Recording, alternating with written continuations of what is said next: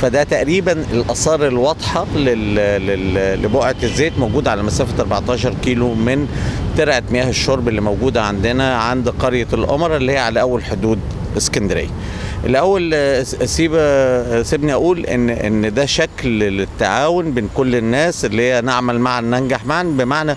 كل الناس بتتعاون، محافظة البحيرة والسيد المحافظ والأجهزة المناظرة للي أنا هقوله عندنا في اسكندرية، بمعنى أن احنا مراكز عمليات متحركة في الشارع،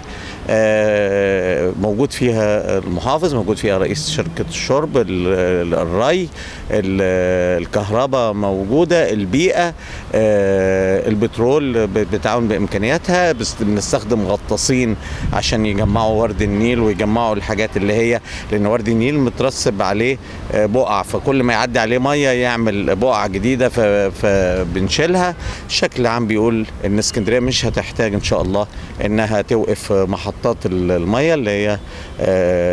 اللي بتاخد منها، لان انا كمان بالاضافه لان ترعه المحموديه احنا عمالين ننظف فيها، احنا عندنا حاجه تانية اسمها ترعه مياه الشرب فيها تخزين تقريبا ل10 ساعات ميه، وفي محطه او ترعه السيوف برضو فيها تخزين لحوالي 4 ساعات ميه، والمشوار الميه ده ياخد له كمان يجي 10 ساعات. احنا بنتكلم في 24 ساعه كافيه جدا لشكل البقعه دي انها تمتص.